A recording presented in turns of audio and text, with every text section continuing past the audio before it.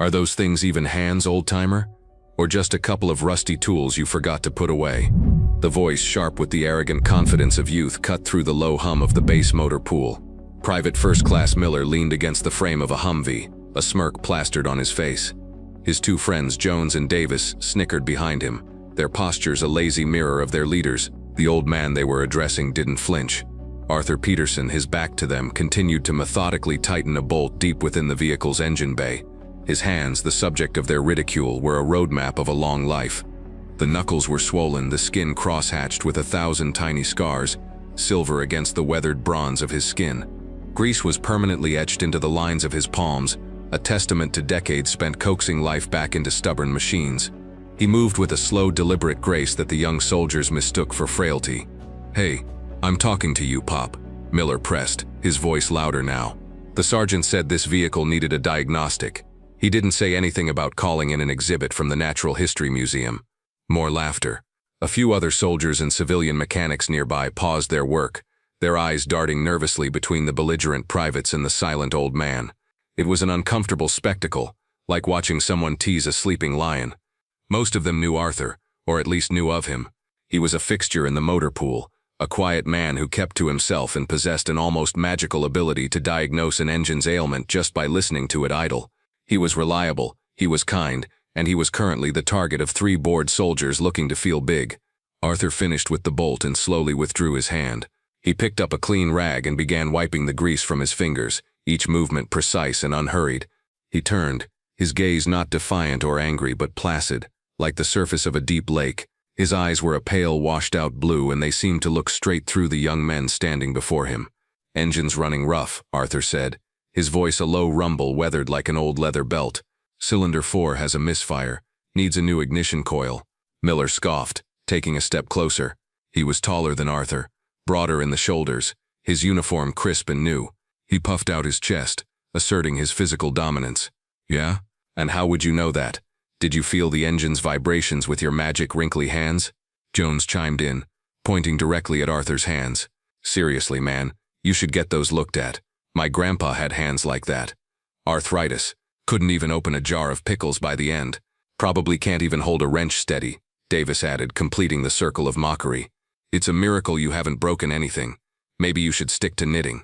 The small crowd of onlookers grew. The atmosphere thickened with unspoken tension. It was one thing to joke around, but this was becoming a deliberate, sustained humiliation. The young soldiers were feeding off the attention, their cruelty escalating with each unanswered jibe. They saw Arthur's silence not as dignity but as weakness. They saw his age not as a source of wisdom but as a mark of obsolescence. "Look," Miller said, dropping the pretense of humor and adopting a tone of stern authority he felt his uniform afforded him. "I don't know who approved your contract, but you're a liability. We have standards here. Our equipment needs to be serviced by professionals, not by some hobbyist from a retirement home. I want to see your credentials." Now, Arthur didn't move. He simply held Miller's aggressive gaze. His calm was a stark contrast to the private's red-faced agitation. He said nothing, offering no defense, no explanation. This, more than anything, seemed to enrage Miller. It was as if Arthur was refusing to participate in the drama, denying him the satisfaction of a reaction. "Are you deaf?" Miller snapped. "Credentials. Base authorization. Let's see it." Slowly, as if his joints ached, Arthur reached into the inner pocket of his worn olive-drab jacket. It was an old field jacket, the kind that hadn't been standard issue for 40 years, faded from countless washings and long hours in the sun. Miller's eyes narrowed, a look of triumph on his face. He expected to find some flimsy, expired ID, further proof that this old man didn't belong. As Arthur fumbled inside the jacket, Miller's gaze drifted across the worn fabric. He noticed a small object pinned to the lapel, nearly lost in a frayed seam. It was a small, faded blue ribbon, dotted with tiny white stars, hanging from a tarnished metal bar. "What's this supposed to be?" Miller sneered, reaching out and flicking the object with his finger. "You win a prize at the county fair for best preserved relic." The moment Miller's finger touched the metal, the world inside Arthur's head shifted. The smell of grease and diesel fuel vanished, replaced instantly by the acrid metallic stench of cordite and hot gun barrels. The clatter of wrenches faded, overwhelmed by the deafening rhythmic roar of heavy machine gun fire and the high-pitched whine of incoming rounds. The concrete floor of the motor pool dissolved beneath his feet, becoming the cold, muddy earth of a lonely, shell-pocked hill. He felt the phantom weight of a man on his shoulders, the warm, sticky wetness of blood seeping through his uniform. He saw the faces of scared young men, their eyes wide in the gloom of a fighting position, looking to him, a corporal barely out of his teens, for an answer he didn't have. Another image flashed, sharp and clear, a makeshift field hospital. The overwhelming smell of antiseptic and death. A general with tired eyes and a kind face pressing this very metal into his palm. The metal felt impossibly heavy. "The nation is in your debt, son," the general had said, his voice thick with emotion. The echo of the past vanished as quickly as it came. Arthur was back in the motor pool, the sneering face of Private Miller just inches from his own. The world snapped back into focus. The sounds of the bass returned, but the memory lingered, a silent testament to the true nature of the hands Miller had mocked, and the true cost of the trinket he'd just dismissed. From the motor pool office window, Sarah Jenkins had seen enough. A civilian administrator in her late 40s, she'd managed the work orders and personnel files for this section for over a decade. She knew Arthur Peterson well. She knew he arrived 30 minutes before his shift started and left long after it ended. She knew he often fixed tools on his own time, never asking for compensation. She knew he spoke little, but that his word was bond. And she knew that the 3 privates currently tormenting him represented a brand of arrogance that she simply could not abide. Her knuckles were white where she gripped the edge of her desk. Her first instinct was to storm out there and give those boys a piece of her mind, but she knew that would only escalate the situation and perhaps embarrass Arthur further. They wouldn't listen to a civilian clerk. They needed to hear from someone they couldn't dismiss. Her eyes fell on the phone. She took a deep, steadying breath, her anger solidifying into a cold, clear purpose.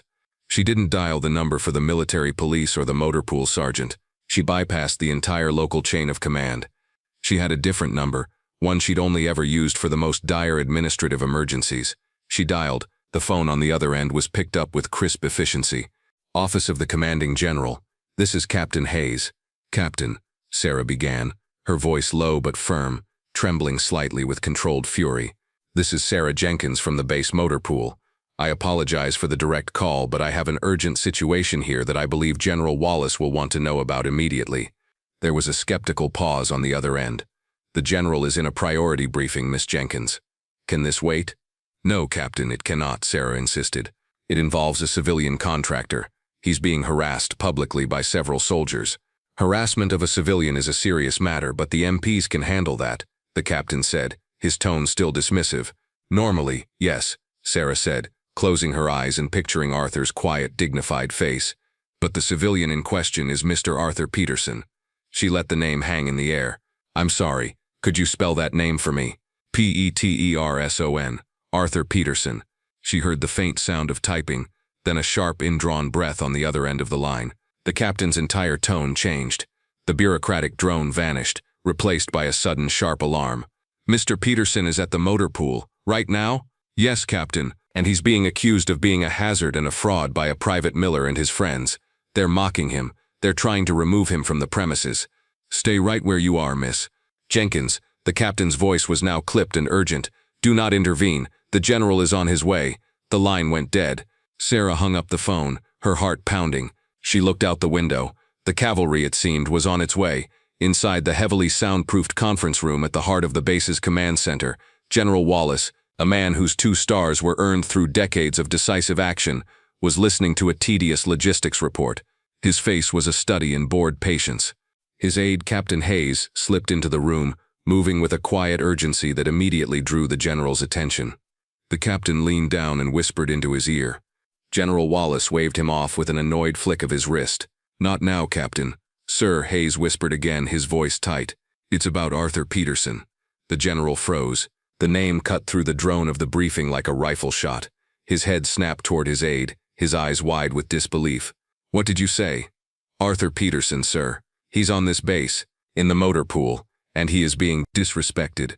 The transformation in General Wallace was instantaneous and terrifying to behold.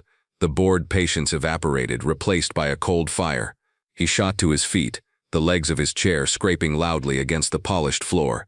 The entire room fell silent, the logistics officer trailing off mid-sentence. Every eye was on the general. "Peterson, Arthur Peterson is here." The general's voice was a low growl. He looked around the room at his staff, men who had known him for years and had never seen this expression on his face. "Gentlemen, this briefing is over," Something of monumental importance has just come to my attention." He turned and strode toward the door, not waiting for a response. "Captain," he barked over his shoulder, "get my vehicle and a full MP escort. Tell them to break every speed limit on this base. Now." The officers left in the conference room exchanged stunned, confused glances. Who on earth was Arthur Peterson? Back in the motor pool, Miller's patience had finally snapped. Arthur's stoic silence had become an infuriating challenge to his authority. He felt his own credibility was on the line now, in front of the watching crowd. He had to make the old man submit. "That's it," Miller declared, his voice high and strained. "You're done here. You're a trespasser on a military installation, and you are a danger to this equipment." He took a step forward, and in a shocking breach of conduct, grabbed Arthur's upper arm. The fabric of the old jacket bunched in his fist. "I'm taking you to the Provost Marshal's office myself. Maybe a night in the stockade will teach you some respect for this uniform." It was the ultimate overreach, the final, unforgivable act. He was putting his hands on the old man, trying to physically drag him away. Arthur didn't fight back. He didn't struggle. He simply let his arm go limp in Miller's grasp. For the first time, a flicker of emotion crossed his face. Not anger, not fear, but a deep, profound sadness. It was the look of a man who had seen the very worst of humanity and was disappointed but not surprised to see its petty echoes here, in a place of peace. It was at that exact moment that the sound arrived. A high, piercing siren, not the familiar whoop-whoop of a base patrol car, but the urgent, continuous wail of a command escort. Heads turned, tires screeched on the pavement just outside the motor pool's wide bay doors. A gleaming black staff car, flags mounted on its front fenders, fishtailed to a halt. It was flanked by two heavily armed MP Humvees, their lights flashing, casting strobing reds and blues across the stunned faces of the onlookers. The doors of the staff car were thrown open before it had fully stopped. General Wallace emerged like a thunderclap. His uniform was immaculate, his 2 stars glittered on his collar, but his face was a mask of cold, controlled fury. He was followed by Captain Hayes and 4 stone-faced military policemen who fanned out, their presence alone a crushing weight of authority. The entire motor pool was frozen in a state of collective shock. Soldiers and civilians alike snapped to attention, their backs ramrod straight, all except for Private Miller, who was still holding Arthur Peterson's arm, his mouth hanging open in a silent O of disbelief. His mind struggled to process what was happening. Why was the base commanding general here? Why the full escort? General Wallace's eyes scanned the scene, his gaze sweeping over the terrified faces until it landed on Miller, his hand still clamped on Arthur's jacket. The general's eyes narrowed to slits, but he didn't speak to Miller. He didn't even acknowledge his existence. He strode forward with a purpose that seemed to part the air in front of him, his polished boots clicking on the concrete floor. He walked directly to Arthur. He stopped 2 feet away from the old mechanic. He ignored Miller, who hastily snatched his hand back from Arthur's arm as if he'd been burned. The general's gaze traveled from Arthur's grease-stained boots, up the faded jacket, over the tired, calm face, and finally came to rest on the small, unassuming medal pinned to the lapel. The fury on the general's face dissolved. It melted away, replaced by an expression of pure, unadulterated reverence. In the dead, echoing silence of the motor pool, General Wallace's body snapped to the rigid, perfect posture of attention. He raised his right hand, swift and sharp, and delivered the most profound salute of his long and decorated career. The sound of his palm connecting with the brim of his cover was like a crack of thunder. Mr. Peterson, General Wallace's voice boomed, thick with an emotion no one present had ever heard from him. "It is an absolute honor to have you on my base, sir." He held the salute, his eyes locked on Arthur's. The silence stretched, thick and heavy. Every person in that motor pool held their breath. Miller and his friends looked as if they might faint. Slowly, with the weariness of ages, Arthur Peterson gave a small, almost imperceptible nod. General Wallace lowered his hand, but he did not relax his posture. He turned to address the stunned assembly, but his words were directed at the 3 terrified privates who now seemed to be shrinking into themselves. "Do you know who this is?" The general's voice was low, but it carried to every corner of the large space. He didn't wait for an answer. "This is Arthur Peterson. In the spring of 1969, during a counter-offensive in the Ashau Valley, then Corporal Peterson's platoon was cut off and ambushed on Hill 256. Their lieutenant was killed in the first volley. Their sergeants were wounded. For 2 days and 2 nights, Corporal Peterson, with a malfunctioning radio and a dwindling supply of ammunition, single-handedly held the northern flank of their position against repeated enemy assaults. The general took a step closer to Arthur, his voice rising with passion. With his own 2 hands, the same hands you boys found so amusing, He repaired a jammed machine gun under heavy fire. He low-crawled through mud and razor wire to retrieve ammunition from the fallen. He carried 7 wounded men, one by one, to the relative safety of a crater, and then returned to his post. He held that line. When reinforcements finally broke through, they found him unconscious from blood loss, surrounded by the evidence of his impossible stand. He was the only one left fighting. A collective gasp went through the crowd. The story was the stuff of legends, the kind of tale they heard in basic training to inspire them. But here was the legend, in the flesh, a quiet old man who fixed their trucks. For his actions, General Wallace continued, his eyes now boring into Miller. For his conspicuous gallantry and intrepidity at the risk of his life above and beyond the call of duty, Corporal Arthur Peterson was awarded this nation's highest decoration for valor. The general gently tapped the faded blue ribbon on Arthur's jacket. The Medal of Honor. The name of the medal fell into the silence with the force of a physical blow. Miller, Jones, and Davis visibly paled, their faces a mixture of horror and dawning, gut-wrenching shame. They hadn't just insulted an old mechanic. They had mocked a living icon, a man whose courage dwarfed anything they could ever imagine. The crowd of onlookers was now staring at Arthur with a mixture of awe and deep respect. The quiet old man had been transformed before their very eyes into a giant. Finally, General Wallace turned his full, undivided attention to the 3 privates. The fire was back in his eyes, but it was a cold, deliberate flame now. He didn't raise his voice. He didn't need to. The quiet intensity of his words was more devastating than any shout could ever be. Private Miller, Private Jones, Private Davis, he said, the names dropping like stones. You are a disgrace, not just to the uniform you wear, but to the very idea of what that uniform is supposed to represent. You stand in the presence of a man who defines the words valor and sacrifice, and you saw nothing but a target for your cheap, pathetic jokes. You looked at a hero and saw only an old man. You looked at his scars and saw only weakness. Your failure today is not one of discipline but of character. It is a failure of spirit. He let the words hang in the air. Your time as combat arms soldiers is over. Your NCOs will be informed that you are to be reassigned. Your new duties will involve mops, brooms, and a great deal of time for quiet contemplation on the subjects of humility and respect. You will learn. He then turned back to Arthur, his expression softening once more. Mr. Peterson, sir, on behalf of every soldier on this post, I offer my deepest, most sincere apology. Please, tell me what we can do to make this right. All eyes fell on Arthur. He looked at the general, then at the 3 young men, who were now trembling, their faces ashen with shame. He looked down at his own gnarled, scarred hands, turning them over as if seeing them for the first time. They're just kids, General, Arthur said, his voice quiet but clear. They're young, full of fire. They haven't seen enough yet to know what to look for.